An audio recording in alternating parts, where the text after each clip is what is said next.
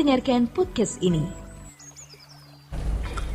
Ketika seseorang mengaku Yesus Kristus sebagai Tuhan, sebagai penguasa, sebagai majikan, sesuai dengan kata Tuhan itu sendiri atau kurios, maka ia harus menyerahkan seluruh kedaulatan hidupnya kepada Tuhan. Seluruh kedaulatan hidupnya kepada Tuhan. Kita jangan ikut jejak Lucifer yang mau menyamai Tuhan. Di dalam Yesaya pasal 14 ayat 13, Aku ingin. Ia mau menyamai Tuhan.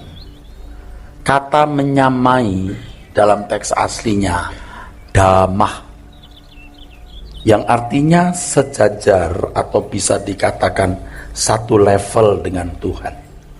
Aku ingin, mungkin dibaca dulu ya Yesaya 14 ayat 13 sampai 14 ini, saudara. Demikian firman Tuhan, Engkau yang tadinya berkata dalam hatimu, Aku hendak naik ke langit, Aku hendak mendirikan tahtaku mengatasi bintang-bintang Allah, dan aku hendak duduk di atas bukit pertemuan, jauh di sebelah utara. Aku hendak naik mengatasi ketinggian awan-awan, hendak menyamai yang maha tinggi. Hendak sama dengan ingin, dengan hasrat atau mau, saudaraku. Menyamai, damah.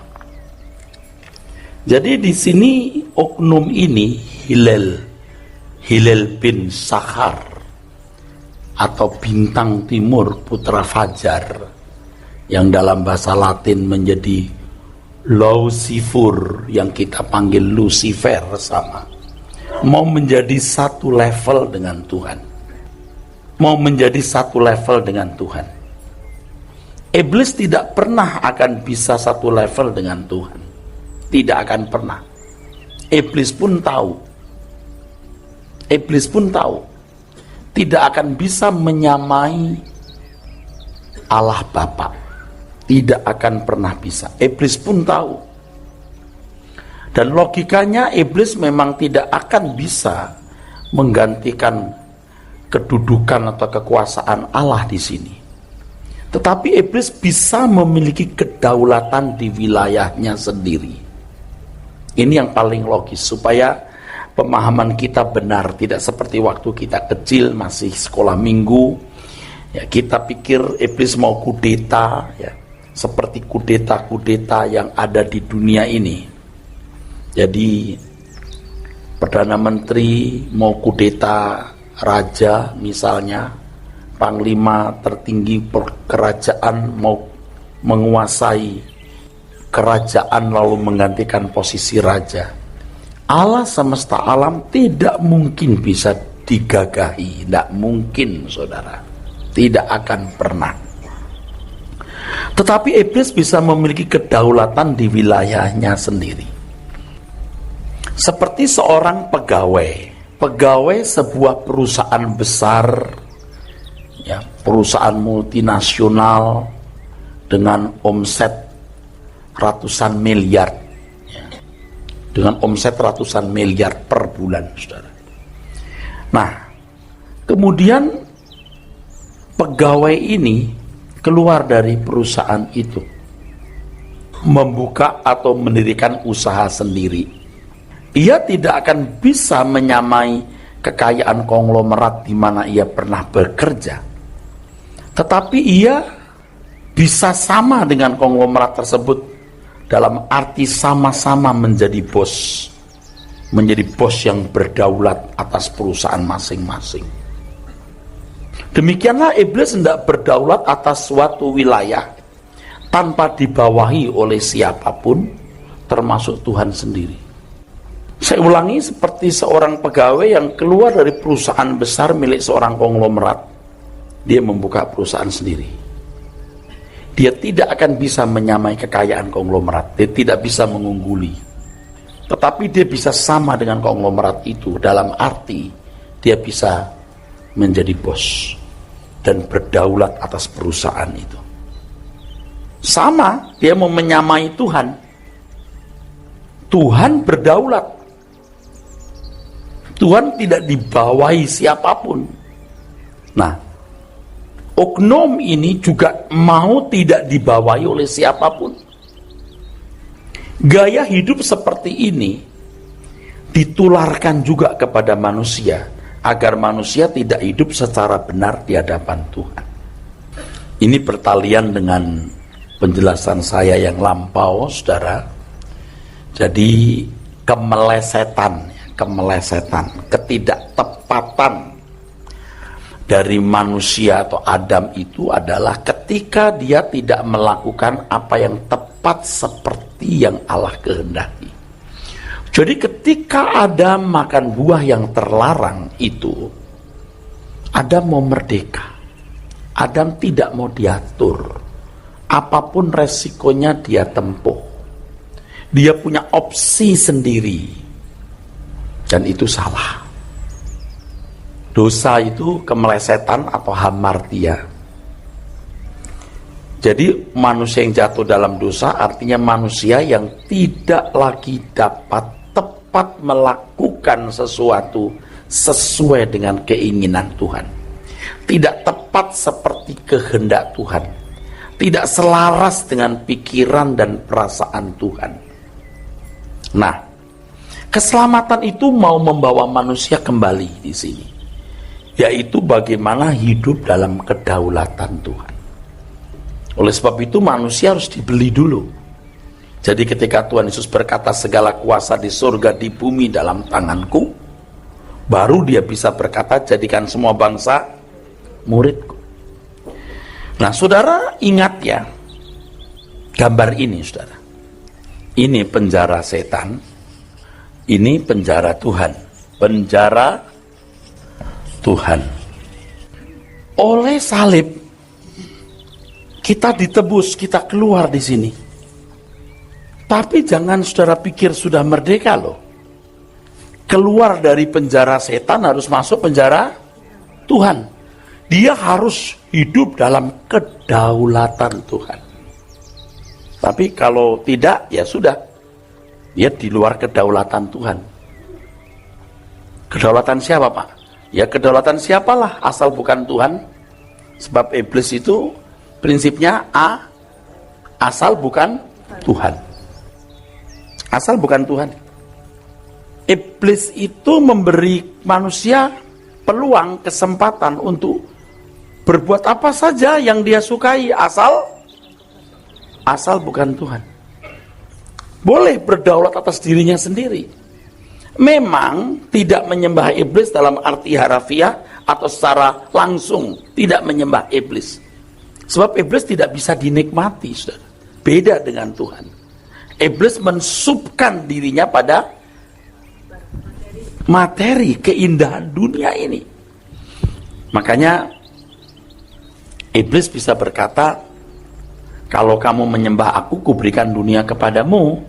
Karena dunia ini diserahkan kepada aku dan aku berhak menyerahkan kepada siapa saja yang kuinginkan. Dan Tuhan Yesus tidak membantah itu. Berarti memang benar. Memang benar. Jadi kalau saudara sekarang menjadi anak Tuhan, belajar kebenaran firman Tuhan, terus bertumbuh, itu tujuannya supaya saudara masuk penjara Tuhan. Saudara masuk dalam penjara Tuhan atau hidup dalam kedaulatan Tuhan. Hidup dalam kedaulatan Tuhan, saudara. Ini tidak mudah kan, saudara? Tidak mudah. Hidup dalam kedaulatan Tuhan itu tidak mudah. Ingat ya, iblis itu tidak bisa menyamai Tuhan dalam arti mengungguli atau menggagahi. Tidak mungkin. Betul? Tidak mungkin. Tidak mungkin. Allah tidak kelihatan dengan segala kekuatannya yang dahsyat. Tapi iblis mau berdaulat. Seperti seorang pegawai yang keluar dari perusahaan besar yang dimiliki seorang konglomerat, Dia mau menyamai konglomerat itu. Kalau menyamai kekayaannya tidak bisa, tapi menyamai posisi bisa, sama-sama bos. Kalau si konglomerat berdaulat atas perusahaan yang besar, si pegawai ini juga berdaulat atas perusahaan yang lebih kecil atau kecil, sama-sama bos. Saudara, kalau orang tidak mengerti kebenaran ini, tidak bertumbuh dalam Tuhan, ya orang kan harus belajar firman Tuhan agar bertumbuh dalam kepekaan, mendengar firman, kepekaan mengerti kehendak Allah, supaya mengerti apa yang dipikirkan Tuhan atau perasaan Tuhan, dan melakukan segala sesuatu sesuai dengan pikiran dan perasaan Tuhan. Itu dalam kedaulatan Tuhan. Bangsa Israel atau tokoh-tokoh yang saleh di perjanjian lama itu hanya sampai taraf hidup dalam kedaulatan hukum. Jadi Tuhan masih diwakili oleh hukum, dan itu dimaklumi oleh Tuhan karena memang manusia belum sanggup, tidak akan sanggup hidup dalam kedaulatan Tuhan, tidak akan sanggup. Itulah yang nabi-nabi dan orang-orang benar ingin melihat apa yang kita lihat, ingin mendengar apa yang kita dengar, tetapi tidak melihat, tidak mendengar, karena itu bagian kita. Nah, sekarang kita yang hidup di zaman anugerah, yang memiliki kans untuk bisa keluar dari penjara setan, masuk penjara Tuhan. Nah, kalau kita tidak mau bertumbuh, sayang sekali menyia-nyiakan keselamatan. Ingat, keselamatan adalah usaha Tuhan mengembalikan manusia kepada rancangan semula. Rancangan semula Allah adalah menciptakan manusia yang hidup dalam kedaulatan Tuhan. Seandainya Adam berhasil hidup dalam kedaulatan Tuhan, Tuhan Yesus tidak perlu datang ke dunia. Manusia sudah bisa menjadi, Adam sudah bisa menjadi corpus delicti, membuktikan iblis salah. Mestinya kamu hidup dalam kedaulatan ini. Kita tanpa sadar hidup dalam kedaulatan kita sendiri. Kedaulatan pikiran, kedaulatan perasaan, kedaulatan daging. Dan pasti di titik tertentu orang nggak mau, karena berarti mati dia. Hidup dalam kedaulatan Allah itu berarti mati dia. Mati bagi diri sendiri. Dan ini berat. Tetapi inilah, saudaraku, puncak dari prestasi hidup manusia, puncak dari prestasi hidup anak-anak Tuhan, saudara. Ini bukan omong kosong ya, ini bukan mau ngebluff, ini kebenaran yang semua kita harus bergumul untuk melakukan, termasuk saya sendiri, saya juga bergumul, saudara. Berat, ini berat. Nah, kalau saudara masuk ke proses ini, saudara akan mudah sekali melihat orang, tapi tidak menghakimi dan tidak menghukum. Maksudnya, ini orang belum hidup dalam kedaulatan Tuhan. Orang yang gampang tersinggung, orang yang perasaannya mau dihargai, orang yang mau menang sendiri, orang yang egois, dan lain sebagainya. Gampang sekali tercium. Orang yang mau dianggap diperlakukan sebagai seseorang, ya, mau eksis, itu mau diuongke, dimanusiakan, itu orang-orang yang belum hidup dalam kedaulatan Tuhan. Kalau hidup dalam kedaulatan Tuhan, wah, luar biasa. Ya, walaupun saya belum mendapat nilai yang bagus di dalam hal ini, atau belum melakukan dengan sempurna, tetapi saya tahu, ya, saya membagi ini kepada saudara, ya, saya membagi ini. Nah, sebagai orang yang telah ditebus oleh darah Tuhan Yesus dan menjadi anak tebusan yang dimiliki Tuhan, berapa persen? 100%. Kita tidak berhak atas hidup kita sendiri. Seluruh ruangan hidup kita, waktu, pikiran, tenaga, dan lain sebagainya adalah milik Tuhan, sebab Tuhan yang menciptakan kita dan Tuhan yang juga telah menebus kita dengan darahnya yang mahal. Nah, oleh karena irama hidup kita bertahun-tahun sudah salah, ya, sudah salah. Sebenarnya gambar ini tidak tepat betul. Saya menyadari. Ini kan menjadi frame, menjadi kerangka Anda berpikir, Anda bisa menangkap pikiran ini atau kebenaran ini. Sebenarnya begini, saudara, secara de jure, secara hukum, kita dimerdekakan. Karena semua dosa telah dipikul Tuhan Yesus di kayu salib. Secara de facto, kita itu masih dipenjara oleh diri kita sendiri. Kita dipenjara diri kita sendiri. Pernahkah saudara berpikir bahwa saudara terjebak dalam kurungan atau penjara daging ini? Terjebak dalam kurungan atau penjara jiwa yang rusak ini? Kenapa aku marah untuk hal yang tidak perlu aku marah? Kenapa aku tersinggung untuk hal yang aku tidak perlu tersinggung? Kenapa aku mesti ingini hal yang tidak perlu aku ingini? Sebab ini bukan kebutuhan, ini keinginan. Ini prestis. Aku punya hidup, tidak punya pun aku hidup. Jadi saudaraku, kekristenan itu luar biasa sulitnya. Kekristenan itu luar biasa sulitnya, saudara. Luar biasa sulitnya kekristenan itu. Bukan hanya untuk saudara. Untuk saya juga merasa betapa sulitnya saya ini. Bukan hanya untuk saudara, juga untuk saya. Betapa sulitnya. Nah, saya tidak bisa mikir kalau saya tidak sadar ini dan tidak bertobat dan tidak berubah. Saya jadi pendeta itu ngapain ya? Gitu. Ngapain ya? Ngajarin apa ya? Saudara tidak boleh mental block ya. Anda jangan berkata, ya kita ini jemaat Pak, bukan pendeta. Tidak ada ukuran ganda. Nggak ada standar ganda. Semua kita punya standar yang sama. Karena irama kita terlanjur salah, kita itu sebenarnya masih berdaulat atas diri kita sendiri.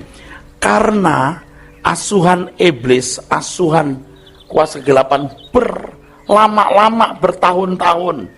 Ayo ingin apa ya? Buat apa? Itu standar. Ini kan kita diasuh lama. Diasuh lama kita, saudara. Wah, saudara, bahkan pendeta sendiri ya, makin terkenal, makin banyak duit, makin punya kekuatan, makin punya kekuasaan, dia makin berdaulat atas dirinya. Dan dia bisa juga berdaulat atas orang lain. Sama kan bos-bos yang kaya-kaya punya kekuatan itu, dia bisa berdaulat atas dirinya dan berdaulat atas orang lain. Pendeta lebih lagi karena wakil Tuhan, dianggap wakil Tuhan, ya dianggap dia itu sudah setengah dewa. Wah, dia bisa lebih berdaulat, saudaraku. Betapa mengerikan hal ini. Kalau yang berbicara ini bukan pendeta, jangan percaya. Tapi kalau yang berbicara ini pendeta, pertimbangkan. Jangan main-main. Banyak orang Kristen tidak berkeberatan menjadi orang yang rajin ke gereja. Tidak keberatan memberi persepuluhan, apalagi dijanjikan akan mendapat kembali lipat ganda. Tidak berkeberatan memberikan sumbangan, iuran wajib gereja, kegiatan sosial, penginjilan, aktif dalam gereja. Aktif banget, udah deh, nggak usah aktif. Aktif banget, duitnya apanya boleh. Tetapi dia apakah melepaskan kedaulatan atas dirinya? Coba. Nah kan yang jadi contoh tentunya kalau dalam hidup itu kan diri saya sendiri. Aktif banget. Rela berjuang untuk Tuhan. Berkorban apapun. Udah. Jarang deh manusia rela berkorban begitu hebat. Tapi apakah dia rela melepaskan kedaulatannya? Menjadi seperti anak-anak di hadapan Tuhan dan berkata, apa yang kau ingin Tuhan kulakukan. Itu yang sulit. Sampai taraf ini sulit. Jadi kalau hanya melakukan hukum-hukum moral umum, ya tidak sulit. Bahkan menjadi pendeta pun juga tidak sulit. Tetapi untuk menyerahkan segenap hidup tanpa sisa bagi Tuhan, hidup dalam kedaulatan Tuhan yang adalah pemilik kehidupan, mungkin masih berkeberatan. Tentu yang paling saya teliti adalah diri saya sendiri sebagai kelinci percobaan, saudara. Kan saya juga sama seperti saudara, kan kita datang dari bumi ya. Artinya saya bukan alien dari planet lain. Kita punya gejala-gejala jiwa yang sama, dinamika berpikir yang sama, mirip karena kita hidup di dunia yang sama. Saya periksa diri saya dan saya kira saudara setujulah bahwa saya mengatakan ini benar, faktual, real ya, real, jujur ya. Tapi menyerahkan segenap hidup dalam kedaulatan Tuhan itu sulit. Nah, banyak orang Kristen yang masih nyaman menguasai dirinya sendiri, seakan-akan dirinya itu miliknya sendiri, seakan-akan dia tidak pernah ditebus, seakan-akan dia tidak pernah dibebaskan, dimerdekakan. Ini kalau mau saya kasih tahu, kalau kamu tidak dimerdekakan oleh Tuhan Yesus, kamu nggak pernah bisa menjadi anak Tuhan yang hidup dalam kedaulatan Tuhan. Baik bisa, tapi hidup dalam kedaulatan Tuhan tidak bisa. Nah, kita yang ditebus ini, kita berhutang untuk hidup menurut roh. Roma 8 coba. Oh, sekarang saya sudah bebas. Oh, betul bebas. Roma 8 ayat 12 dan 13. Jadi, saudara-saudara, sampai 14. Kita adalah orang berhutang, tetapi bukan kepada daging, supaya hidup menurut daging. Sebab, jika kamu hidup menurut daging, kamu akan mati. Mati dalam ukuran umat perjanjian baru loh. Kamu tidak bisa dikategorikan hidup. Terus? Tetapi jika oleh roh kamu mematikan perbuatan-perbuatan tubuhmu, kamu akan hidup. Ya, kan di dalam Ibrani dikatakan supaya kamu mengambil bagian dalam kekudusan Allah, ya, supaya kamu hidup. Terus, semua orang yang dipimpin Roh Allah adalah anak Allah. Jadi yang namanya anak Allah itu orang yang dipimpin Roh Allah. Orang yang dipimpin Roh Allah itu orang yang hidup dalam kedaulatan Allah. Kalau hanya hidup menuruti hukum, tidak perlu Roh Kudus. Karena Taurat pun ditulis oleh Allah dalam hati manusia, orang bisa melakukan kebaikan, saudara. Tapi kalau saudara sempurna seperti Bapak, apa yang diingini Bapak, kamu lakukan. Apa yang kamu lakukan sesuai dengan pikiran perasaan Bapak. Dan itu bisa terjadi kalau seseorang hidup dalam pimpinan Roh Kudus. Kita harus ingat bahwa kita telah ditebus, berarti dibeli untuk dimiliki oleh Sang Penebus. Keberhaan diri ini sukar sekali dihancurkan. Tetapi kalau seseorang telah ditebus oleh Tuhan Yesus, mau tidak mau ia harus mengembalikan segenap hidupnya atau menyerahkan segenap hidupnya untuk dimiliki Tuhan. Nah, walau keberhaan diri ini sukar dihancurkan, tetapi harus dihancurkan. Sebab kegagalan menyerahkan atau mengembalikan milik Tuhan ini berarti menolak ditebus. Yang hal begini tidak pernah kita dengar, tetapi ini benar. Hal ini memang hampir tidak pernah saudara dengar, tetapi saudara bisa mengaminkan? Amin. Berjuanglah untuk menjadi anak tebusan, melepaskan keberhaan atas diri.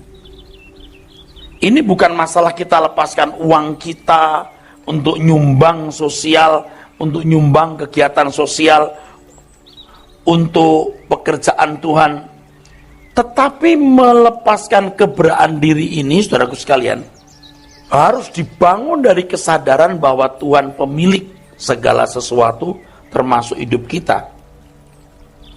Sehingga kita bukan hanya dengan mulut mengaku, aku milikmu Tuhan. Apalagi kalau lagi ada masalah, Apalagi kalau dalam problem, aku milikmu Tuhan, artinya tolongan gitu loh.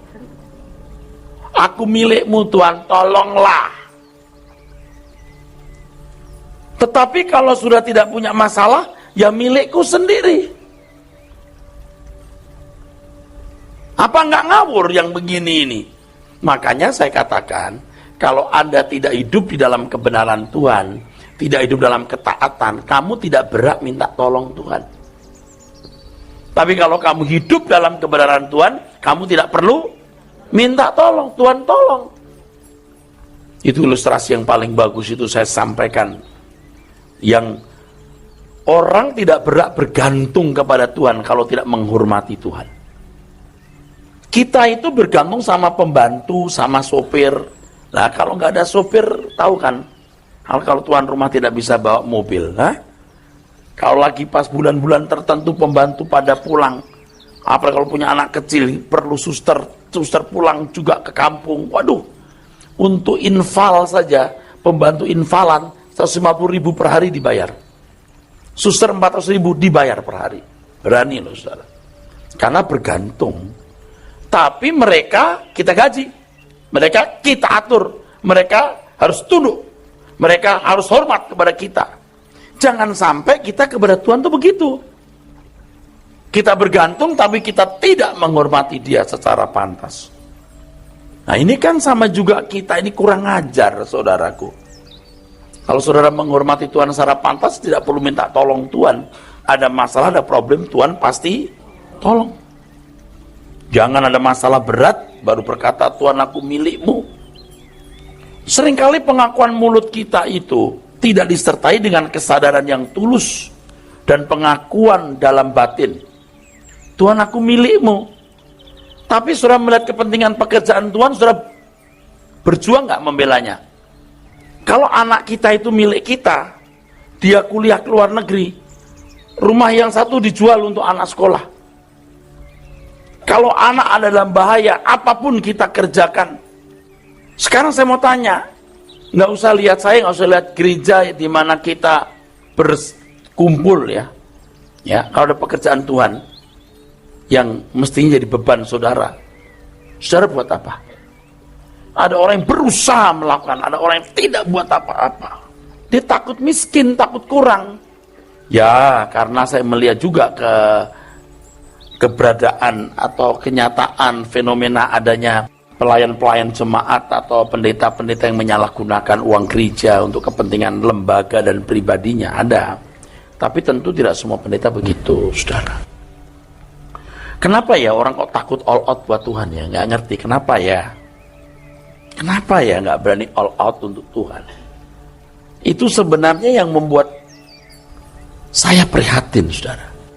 Saya juga hari-hari ini berduka, saudara. Kenapa ya nggak banyak orang yang all out gitu? Ngomongnya itu gampang, all out tidak. Kita harus sadar bahwa kita ini diciptakan Tuhan dan kita ditebus. Dan kita harus belajar untuk hidup dalam kedaulatan Tuhan. Untuk itu kita harus berusaha melepaskan diri dari keberhaan hidup ini dengan belajar firman Tuhan jelas. Yang kedua, menemukan Tuhan secara pribadi setiap hari. Dan kalau saya boleh beri sedikit kiat saudaraku, tapi ini bagus. Coba setiap hari Anda ketemu Tuhan dan setiap kali Anda bertemu dengan Tuhan, bersikaplah seakan-akan Anda tidak punya apa-apa dan tidak memiliki siapa-siapa. Dan memang kenyataannya begitu. Kadang-kadang yang membuat kita tidak bisa berdaulat itu kan kita pengen punya apa-apa dan punya banyak orang yang menjadi ikatan. Dan memang pada suatu saat nanti kita akan melepaskan semua yang ada pada kita dan meninggalkan siapapun. Jadi harus ada kebiasaan menghadap Tuhan dan berurusan dengan Tuhan setiap hari.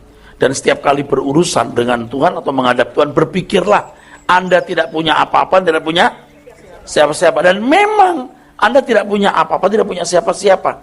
Semua itu milik Tuhan yang dipercayakan kepada kita. Ibu-ibu yang punya anak, ya besarkan anak dengan serius karena milik Tuhan.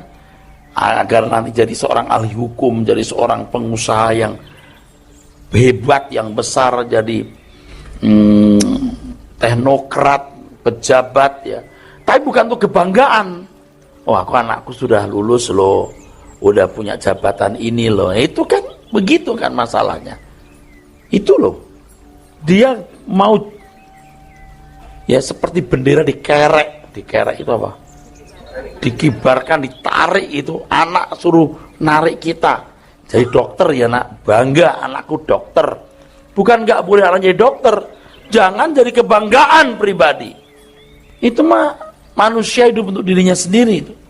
Jadi kita harus berdamai dengan Tuhan. Kalau selama ini ternyata begitu banyak keinginan di dalam diri kita yang pada dasarnya kita mau memuaskan hawa nafsu. Yakobus pasal 4. Yakobus pasal 4 ayat 1 kita mulai. Yakobus pasal 4 ayat yang ke-1. Dari manakah datangnya sengketa dan pertengkaran di antara kamu? Bukankah datangnya dari hawa nafsumu yang saling berjuang di dalam tubuhmu? Kamu mengingini sesuatu, tetapi kamu tidak memperolehnya. Lalu kamu membunuh, kamu iri hati, tetapi kamu tidak mencapai tujuanmu. Lalu kamu bertengkar dan kamu berkelahi. Kamu tidak memperoleh apa-apa karena kamu tidak berdoa. Atau kamu berdoa juga, tetapi kamu tidak menerima apa-apa karena kamu salah berdoa. Sebab yang kamu minta itu hendak kamu habiskan untuk memuaskan hawa nafsumu. Hai kamu orang-orang yang tidak setia, tidakkah kamu tahu bahwa persahabatan dengan dunia adalah permusuhan dengan Allah? Jadi barang siapa hendak menjadi sahabat dunia ini, ia menjadikan dirinya musuh Allah. Iya, Anda tidak boleh mengingini dunia. Anda mengingini dunia, Anda tidak bisa hidup dalam kedaulatan Tuhan. Anda harus sekolah, kuliah, boleh. Kerja keras, punya uang banyak, boleh. Tapi Anda tidak mengumpulkan harta di bumi. Semua yang kita raih dengan memaksimalkan potensi harus kita gunakan untuk kepentingan Tuhan. Hanya untuk kepentingan Tuhan. Semuanya. Semuanya. Nah kalau begini kan udah gak laku. Karena sudah salah orang. Saya gak katakan salah Anda beli rumah, beli mobil, ya. Ingat bisa membedakan antara kebutuhan dan keinginan. Tapi normalnya standar dunia, gaya hidup standar yang dimiliki manusia pada umumnya, orang itu mau membangun kenyamanan hidup di bumi. Nah orang kalau masih mengingini dunia atau gaya hidup dunia seperti itu, selesai saudara. Tidak akan bisa hidup dalam kedaulatan Tuhan. Tuhan yang malah mau dipakai untuk kepentingannya. Jadi kalau kita berperkara dengan Tuhan, itu kita mau mencapai suatu sikap hati mengingini Tuhan saja. Mengingini Tuhan artinya melakukan apa yang Dia inginkan. Anda tidak bisa menginginkan Tuhan hanya karena Anda punya persoalan.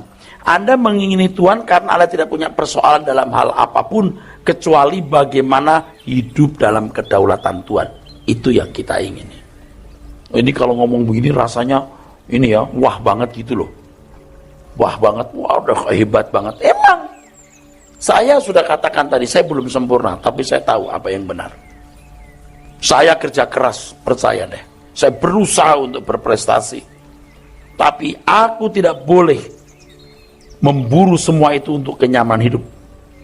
Jadi adapun saudara, seandainya punya masalah-masalah, janganlah masalah itu Anda anggap sebagai sesuatu yang mengganggu kebahagiaan atau kesejahteraanmu. Yang harus dipandang paling mengganggu ketentraman hidup adalah ketika hubungan dengan Tuhan tidak harmoni. Tidak harmoni artinya Anda tidak menempatkan Tuhan secara benar dan Anda gagal menempatkan diri secara benar di hadapan Tuhan. Jadi kalau sampai ada masalah yang kemudian mengganggu ketenangan kita, coba periksa, pantaskah kita tidak tenang untuk hal seperti itu? Sehingga mengganggu proses hidup dalam kedaulatan Tuhan. Atau saudara senang karena dapat duit atau karena bisnis berhasil. Pantaskah kita senang dengan hal itu yang membuat Tuhan tidak bisa berdaulat penuh? Bahkan khotbah diurapi, mujizat terjadi, gereja besar, apa? Kalau kita senang, berah nggak kamu senang atas hal itu? Jadi kalau Tuhan senang, kita ikut senang. Tuhan marah, kita ikut marah kalau boleh. Kalau senang sih pasti ikut boleh. Kalau marah, sering kita nggak ikut boleh. Kalau Tuhan senang, kita boleh. Kalau Tuhan susah, kita nggak boleh senang. Tuhan punya beban terhadap jiwa-jiwa tertentu, lalu Tuhan merasa berduka karena keadaan itu. Anda tidak ikut berduka. Anda tidak hidup dalam kedaulatan Tuhan.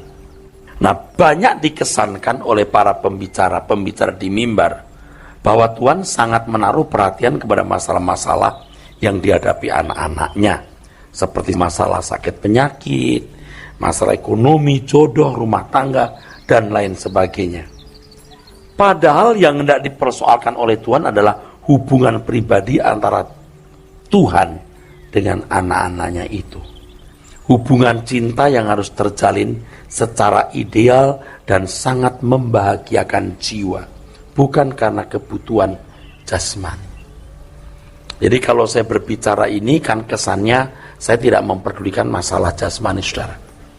Tapi saya sudah kasih tahu kan, kalau cuma masalah jasmani, makan minum, kesehatan, tidak usah pakai Tuhan Yesus, tidak usah pakai doa, orang kafir juga bisa.